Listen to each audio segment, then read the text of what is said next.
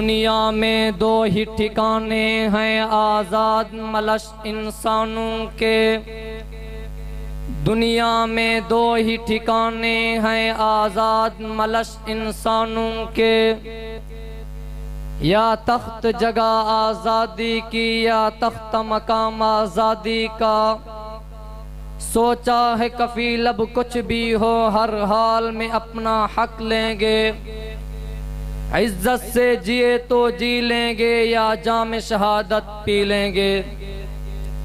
میرے انتہائی واجب الاحترام قابل تکریم علماء کرام و طلباء عظام، آج میں آپ حضرات کے سامنے جس موضوع پر لب کشی کرنے لگا ہوں وہ ہے اسلام اور پاکستان میں آزادی کا تصور۔ جناب والا، آزادی اللہ تعالیٰ کی بہت بڑی نعمت ہے۔ اسلام کے اندر آزادی کا تصور مختصر الفاظ میں یہ ہے کہ بندہ بندوں کی غلامی سے آزاد ہو کر خالق کا غلام بن جائے۔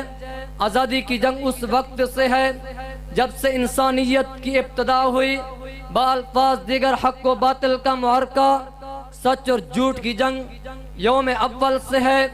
جب اللہ نے انسانیت کو وجود بخشا تو انسانیت کے دشمن شیطان مردود کے مکر و فریب کا مقابلہ کرنے والے حضرت آدم علیہ السلام تھے۔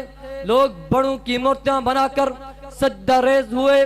ایک خدا کے در پہ جھکنے والے حضرت نوح علیہ السلام تھے۔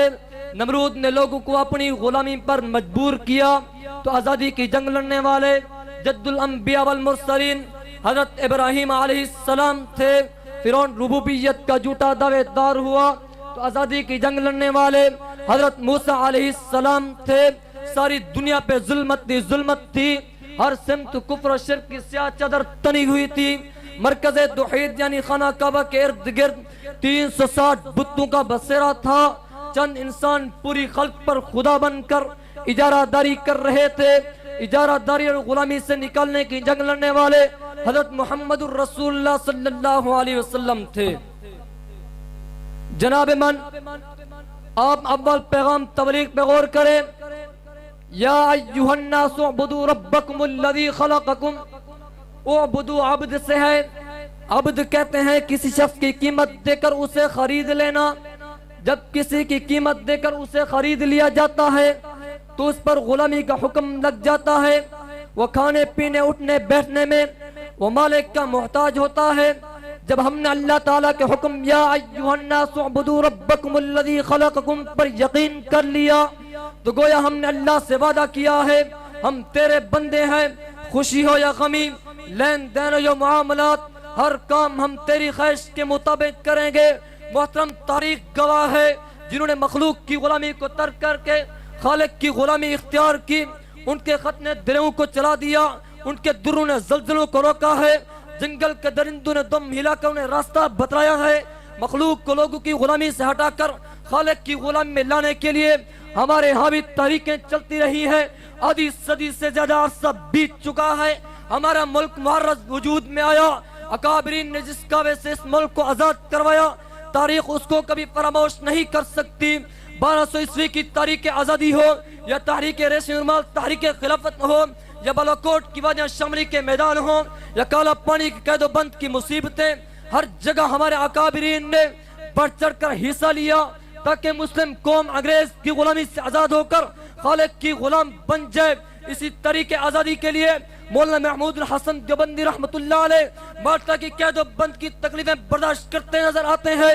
اسی طریقے آزادی کے لیے اکابرین نے ہاتھوں میں ہتھکڑیاں پہنی ہے۔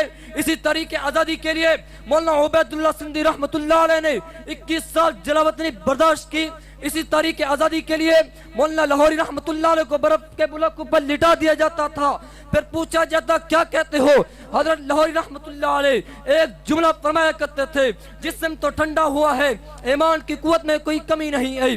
چشم فلک نے وہ دور بھی دیکھا ہے، لاہور کی بادشاہی مسجد کے قریب باقاعدہ طور پر انگارے بچھائے جاتے تھے، علماء کے جسم سے کپڑے اتار کر علماء کو لٹا دیا جاتا تھا۔ جسم جل جاتا تھا۔ علماء نے جسم کی پرواہ کیے بغیر خود کو اللہ کا غلام بنایا، پھر اس کے بعد قوم میں شعور پیدا ہوا، ان کے اندر آزادی کی تڑپ پیدا ہوئی، بچہ بچہ آزادی کی پیاس محسوس کر رہا تھا۔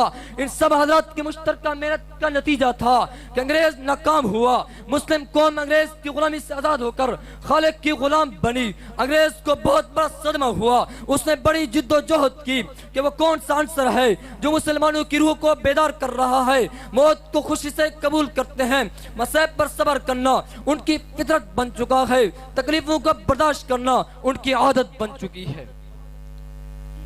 سامعین محترم، لیکن جب ہم نے آزادی کو مقصد کو چھوڑا تو اب حالت یہ ہوئی کہ ہم اپنی پیداوار کا ریٹ بھی طے نہیں کر سکتے۔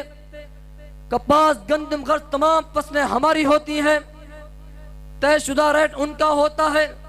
ہم کلمہ رسول اللہ صلی اللہ علیہ وسلم کا پڑھتے ہیں، شکل یہود و نصارہ کی اختیار کرتے ہیں، صبح سویرے نبی کی سنت پہ ڈاکہ ڈالا جاتا ہے، انگریز کا لباس پہنا جاتا ہے، ٹائی لگائی جاتی ہے، پھر آئینہ کے سامنے کھڑے ہو کر خود کو شہزادہ محسوس کیا جاتا ہے۔ دوستو، یہ کیسا آزاد ملک ہے، اس میں آج تک کسی شرابی کو کوڑے نہیں لگے، چور کا ہاتھ نہیں کاٹا گیا، زانی کو سنسار نہیں کیا گیا، قاتل کو قتل نہیں کیا گیا۔ کیا آزادی کا مفہوم یہی ہے جو آج ہم نے سمجھ رکھا ہے؟ ہم تو ہر چیز میں ان کے غلام ہیں، قانون کے نفاذ میں ان کے غلام، حتیٰ کہ نصاب تعلیم میں ان کے غلام ہیں۔ محترم، آزادی کا مفہوم وہ نہیں جو آج ہم نے سمجھ رکھا ہے، اس وجہ سے کہ اگر آزادی نام ہے قرآن پڑھنے کا، نماز، زکوٰۃ اور حج ادا کرنے کا، یہ تو آزادی سے پہلے بھی کرنے کی اجازت تھی، پھر آزادی کس چیز کی؟ محترم دوستو سنو، آزادی کا مقصد اسلامی قانون کا نفاذ تھا، تبھی تو نعرہ بلند ہوا۔ پاکستان کا مطلب کیا؟ لا الہ الا اللہ۔ آزادی کے مقاصد میں سے ایک مقصد یہ بھی ہے، حاکم ہو یا محکوم، امام ہو یا رعایا، آقا ہو یا غلام، امیر ہو یا غریب، تمام کے تمام ایک صف میں کھڑے ہوں۔ جب سے ہم نے اصل مقصد کو ترک کیا تو پھر رفتہ رفتہ پستی کی طرف چلتے چلے جا رہے ہیں۔ آخر میں اتنا ہی کہوں گا، نہ سمجھو گے تو مٹ جاؤ گے سیاست دانو، نہ سمجھو گے تو مٹ جاؤ گے سیاست دانو، سیاست تک باقی نہ رہے گی تمہارے ایوانوں میں۔ وآخر دعوانا الحمدللہ رب العالمین۔